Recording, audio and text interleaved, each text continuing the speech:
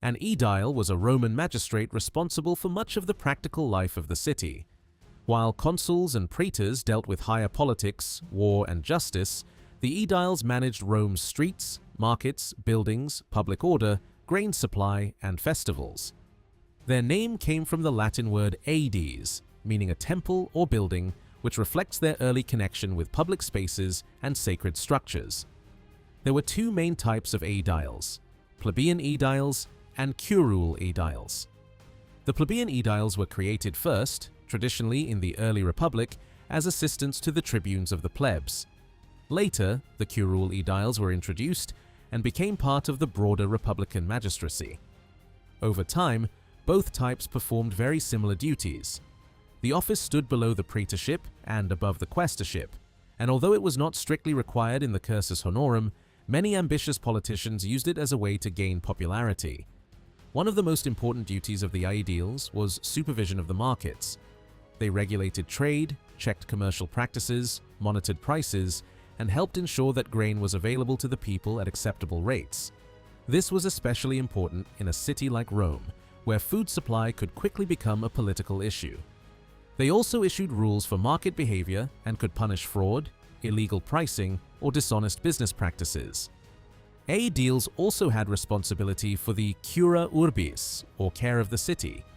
This included maintaining roads, temples, basilicas, public buildings, drains, and other urban spaces.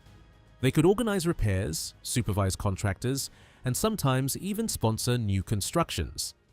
Their work made them highly visible to the public, since ordinary Romans directly experienced the condition of streets, markets, and public buildings. Another major part of the office was the organization of public games and festivals. Curule Aediles were connected with major events such as the Ludi Romani and the Megalensian Games, while plebeian Aediles oversaw festivals like the Ludi Plebeii, Floralia, and Cerealia. These games were expensive, and ambitious Aediles often spent large amounts of their own money to make them spectacular. A successful festival could win public affection and help an aedile rise to higher office. Aediles also held certain judicial and policing powers. They could issue fines, punish public disorder, and bring prosecutions before popular assemblies. Their legal authority covered a wide range of offenses, including market fraud, public violence, usury, moral offenses, and abuses affecting public life. Fines collected by aediles were sometimes used for temples, public works, or games. Under the empire, the importance of the aediles declined. Many of their traditional duties were taken over by the emperor or imperial officials, especially grain supply, infrastructure, and public order. However, the office survived in Rome for some time and continued more strongly in local municipalities across the empire. In many Roman towns, local aediles still supervised markets, streets, public buildings, and civic order, much like their republican predecessors. Overall, the aedile was a magistrate of everyday Roman life. The office combined administration, public service, spectacle, policing, and political ambition.